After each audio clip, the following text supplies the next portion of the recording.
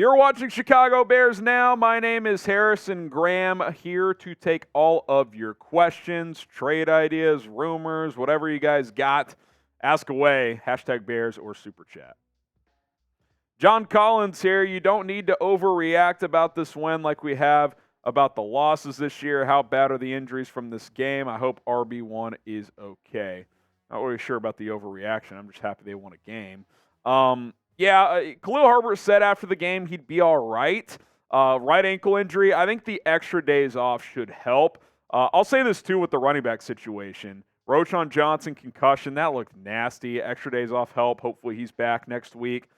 Travis Homer left with a hamstring injury. The good news is you got D'Onta Foreman, who's going to have fresh legs. So, I'd say there's probably a good chance he's active in the next game. He's a guy you can give the ball to and lean on. So, that's the positive. Hopefully Herbert and Roschon are ready to go, but if not, I think Foreman can hold down the fort if needed. Jay Zilla Gaiman, here's a thought I've had. Do you think the Bears had play calls that were targeted for Claypool, but once he was deactivated, it opened up more for DJ? I think it's possible, right? I think DJ Moore was always and clearly your number one receiver. We saw him have a 100-yard game next to Claypool in week 2. But when you take away one of your top 3 receivers, at least on paper, your top 2 guys are going to get more opportunities, and clearly your top 1 guy has gotten a lot more in DJ Moore. And I said that after that week 1 garbage when he had 2 catches for 25 yards and 2 targets. 10-plus targets a game, Luke Getsy. It still hasn't been a ton of games with 10-plus targets, but it's the last 2 weeks, 8 catches for $131 last week and $230 this week. Yeah, get DJ Moore the football, man. Kid can play. Jake with the $10 super chat. Appreciate all the supers, guys. I think no matter how well Fields plays the rest of the season, I think it just makes sense to move on, reset the clock along with the new coaching staff as well. Thoughts? I think we have to see how it all looks, man. How many games do they win? How good does Fields play? Is the chemistry with him and DJ Moore undeniable? It looks like it is right now. 12 games left. That's a lot of evaluation to do if you're Ryan Poles and this coaching staff. So I'm excited for the ride, man. This thing could go a million different ways, and I think that's fun to think about. If you're rooting for Justin Fields, because that's one thing I will say, I'm absolutely rooting for this kid. I want him to be the guy. I've wanted that. I've believed in his talent. That hasn't wavered. I was losing faith that it would happen in Chicago, but the last 2 weeks have shown me a lot.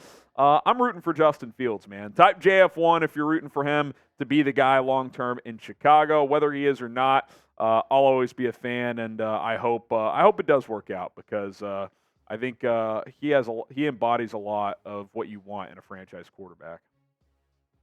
Simon Matthews with the super, assuming the Bears have 2 top 10 picks and Justin Fields and DJ keep lighting it up, what positions are you targeting in the draft? Let's just take QB out of it for the sake of answering this question. There's 4 players in this draft where if you're not drafting quarterback, if you're picking in the top 10, I think you got to get at least one of them. Penn State left tackle Olu Fashanu. Ohio State wide receiver Marvin Harrison Jr. Florida State edge Jared Verse. I'll add Dallas Turner as well, the Bama edge. And then Brock Bowers, the tight end of Georgia. I know you've got Cole Kmet, but Bowers is a great blocker, so it's almost like having a 6th offensive lineman, and he's unbelievable after the catch. I would have no problems drafting him and running 2 tight ends with him and Cole Kmet a lot. So those are 4 or 5 guys that if you're not going quarterback, I'll throw Joe Alton there as well, the Notre Dame left tackle. You get 1 or 2 of those guys if you're not drafting a QB, I'd be very, very happy. Chi-Town Real Estate, hashtag Bears. Will the offensive line hold up? I thought they held up pretty well last night, considering the front they were going against. Larry Borom's bad reps are really bad, and they stand out. They're glaring. But he's actually held up okay. It's just when he does get beat, it's like, oh, my God, did you just forget that the ball was snapped? But I think for a swing tackle, he's been more than serviceable. I think Cody Whitehair, from a blocking standpoint, is a clear upgrade at center over Lucas Patrick, who left with injury. If he can clean up the sloppy snaps, which have been a problem historically for him, but if he can at least tighten it up and not have as many bad ones, I think that's an upgrade there. Tevin Jenkins, when he played, he was pushing people around. I thought he played good. And Nate Davis and Darnell Wright on the right side. That's rock solid. Nate Davis has been really good the last 2 weeks. since he's been back. Darnell Wright, he has the occasional rookie lapse, but he's been good as well. If Braxton Jones can get back and get healthy, I actually think this offensive line can be pretty decent, which, considering what we saw the first couple of weeks, that would be a major upgrade. What's also an upgrade for your pockets is the Rocket Money app, because they're going to help you save money on a daily basis, a weekly basis, a monthly basis, and an annual basis. Download the Rocket Money app right now at rocketmoney.com/bears. Now, it is a personal finance app that finds and cancels your unwanted subscriptions, monitors your spending, helps you lower your bills all in one place. With Rocket Money, you see all of your subscriptions laid out for you on one screen and exactly how much each of them cost. And you can cancel them with the single click of a button. Just click cancel next to any subscription you don't want. They'll walk you through the process of finalizing that cancellation, and you will no longer be getting charged. What Rocket Money can also do is they can negotiate to lower your bills by up to 20%. Think about that. All you have to do is take a picture of your bill, and Rocket Money takes care of the rest. With over 3 million users and counting, Rocket Money customers have saved an average of over $700 per year. Think about that.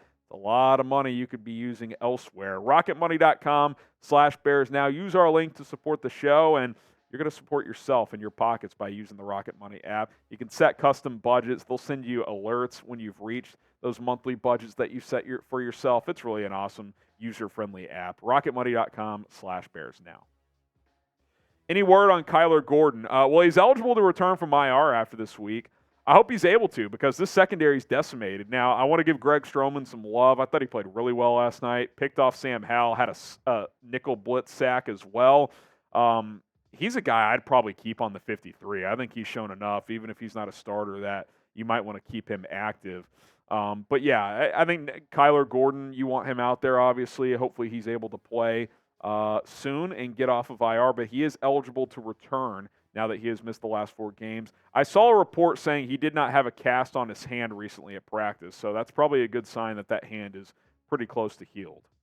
Justice Ferran, does it count as a successful season if the Bears squeeze out 7 wins? So I said before the year, you need to get to 7 for it to not be a disappointment. I think considering you started 0-4, if you got to 7, that would be pretty good. Big picture, it would kind of be like, okay, you did just enough in my opinion, but going 7-6 to finish the year after an 0-4 start, that'd be pretty decent. I was hoping for more. I don't know if you can get more than 7 at this point since you're 1-4, but I think Justice, it depends how it looks. Like, does Fields play good the rest of the year? If the answer is yes, then I would say probably yes, because then you're saying, okay, well, the offense is there, the defense just has to improve, and then hopefully you can make the necessary additions in the offseason for that to be the case. We cover Bears news all the time. Hit that subscribe button, the latest news, rumors. We broke down the Chase Claypool trade live on the channel. We go live every Monday, Thursday, and game day. This week we went live on Friday because that was like a Monday, Victory Friday. First time we could say that in a while. Hit that sub button. Trying to get to 76,000 subscribers. Your support is greatly appreciated. AJ with a $20 super chat. Appreciate it, brother. I think we need to prioritize edge and look for a center later in the draft. Our secondary is getting banged up, so potentially a safety or corner as backup. Are you talking about now or like long term? If you're talking right now, they signed Deron Harmon as a safety. Is he a guy that gets factored in? Maybe. I think Eddie Jackson might be close to returning. That would be a big boost. Elijah Hicks made a couple decent plays the other night, but he often gets lost in coverage. So it would be nice to get him back on the bench in a backup role. But yeah, you've had a ton of injuries in the secondary. As far as center goes, I'd love to draft Cedric Van Pran on day 2 out of Georgia to be your long-term center. That would be very nice. Dustin Yoder, do you see the Bears trading for anyone mid-season? Not necessarily. We know Ryan Poles has been a guy who is not scared to make trades, though, whether it's trading players away, trading for players. If there's an opportunity to help out this front 4, I think he'd consider it. I don't think there'd be a piece to add on offense. I mean, I think you're set for the most part. I know you just lost Claypool, but I think with Moore and Mooney, you're fine there. Complementary pieces like St. Brown and Bayless and Tyler Scott, you should be serviceable at receiver. So yeah, I think possibly. I think if they do, it would probably be a trenches move. DC Viper, do you think Jaylon Johnson trade is still a possibility? I would pay him. I know I've mentioned that maybe a team like Dallas, who lost Trayvon Diggs, or now Buffalo, Tre'Davious White, could be interested in adding, what could be a missing piece for a Super Bowl contender there. I would rather keep Jaylon.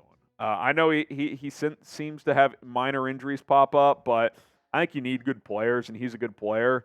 But if a team's going to, offer you a lot for him, like if you get a second-round pick for him, you obviously have to consider that. But I don't know. Slight possibility, yes. Would I bank on it? Probably not. Step Bro Kevin, new record prediction.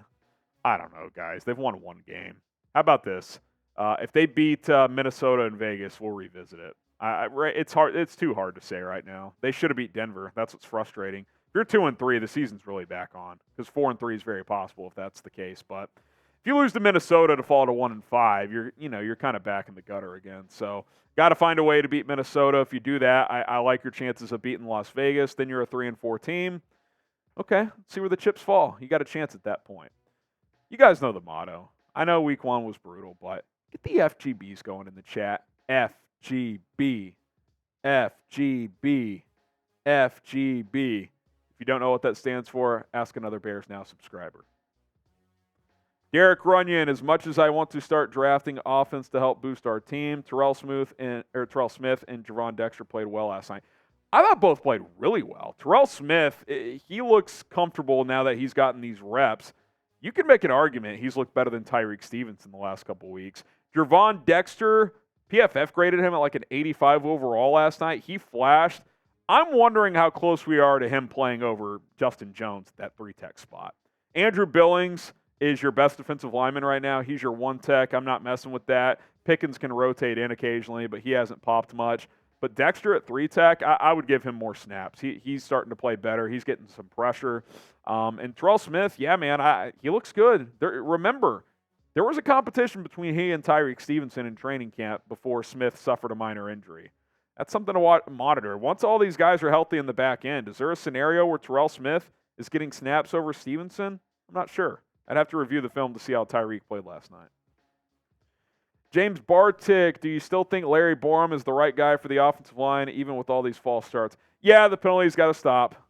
He's good for at least one of those a week. That's got to stop. But again, James, he's a swing tackle. He's not a starter. I think as a swing tackle, he's serviceable. His bad is bad. I get that.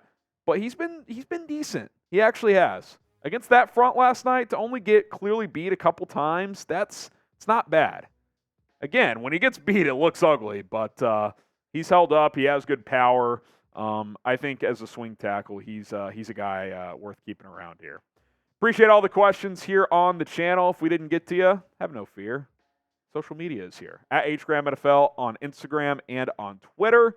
I got a lot of DMs to catch up on after the Thursday Night Football win, but I'll get back to everybody as soon as possible. At HGramNFL. We'll make it happen. Appreciate all the love and support.